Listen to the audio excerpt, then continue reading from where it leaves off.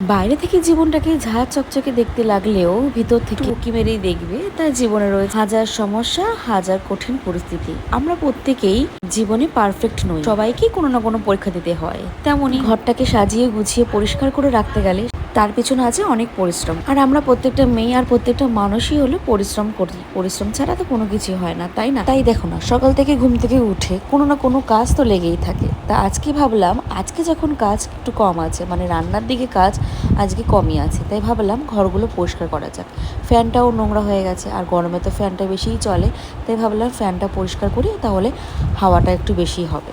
তাই ফ্যান পরিষ্কার করে এদিকে বিছানার চাদরটাও চেঞ্জ করে নিচ্ছিলাম। আমি চেষ্টা করি 2-3 দিন পর পর বিছানার চাদরটাকে চেঞ্জ করার। বাড়িতে যেহেতু বাচ্চা থাকে, আর বাচ্চারা দেখবে বিছানার উপরেই খেলাধুলা করে, তো চেষ্টা করি এই কারণেই 2 দিন পর পর বিছানার চাদরটাকে চেঞ্জ করার।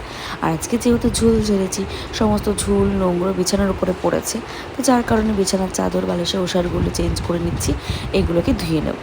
আর এদিকে নতুন কোনো বিছানার চাদরটা পেতে দেবো। আর এদিকে না খাটটাও অনেক নোংরা হয়েছে, খাটটাও পরিষ্কার করে নিচ্ছি।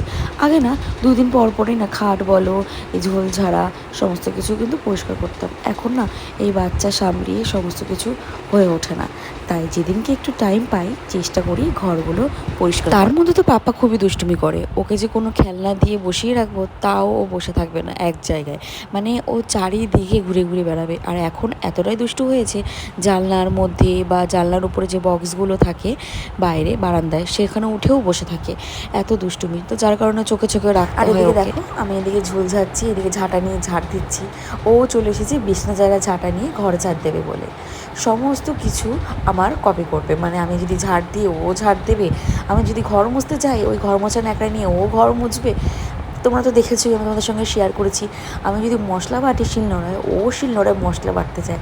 মানে সমস্ত কিছু দেখে দেখে ও এখনই সব কিছু শিখে গেছে। নতুন একটা খেলা হয়েছে, যা নিয়ে খেলুক না কেন আমার ঘরে আসবে, এসে খাটের তলায় সমস্ত কিছু ঢুকিয়ে দেবে।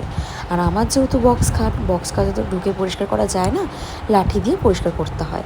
তাই যা নিয়ে খেলুক না কেন আসবে ঘরের খাটের তলায় এসে ঢুকিয়ে দেবে, আর সেগুলোকে আমার লাঠি দিয়ে রোজ পরিষ্কার করতে হবে। সারাদিন কোনো না কোনো দুষ্টুমি করতে থাকবে, আর সেগুলোকে আমার পরিষ্কার পরিচ্ছন্ন করে রাখতে। আর আমি এটা ভাবি, ও এখন হয়তো ছোট আছে, কোনো কিছু বুঝছে না, দুষ্টুমি করছে। ও যখন বড় হয়ে যাবে এই দুষ্টুমিগুলোই খুবই মিস করব। আর ও যখন বড় হয়ে যাবে ও তো তখন বুঝতে শিখবে, নিজের কাজ হয়তো নিজেই করে নেবে, তখন আর আমাকে কোনো কিছু করিয়ে দিতে হবে না। খাইয়ে দেওয়া বলো, স্নান করিয়ে দেওয়া, ও সমস্ত কিছু নিজেই করতে পারবে। ও যখন এই দুষ্টুমিগুলো করে ওর ভালো লাগছে, ওর মজা পাচ্ছে, আর ওকে তো বকলেও ওগুলো বুঝতে পারবে না, তাই আমিও ওর সাথে সাথে ওর দুষ্টুমিগুলোকেও খুব উপভোগ করি। আর এদিকে দেখো আমার ঘরটা সুন্দর করে গোছানো হয়ে গেছে, কি ভালো লাগছে না? ঘর পরিষ্কার থাকলে দেখবে মনটা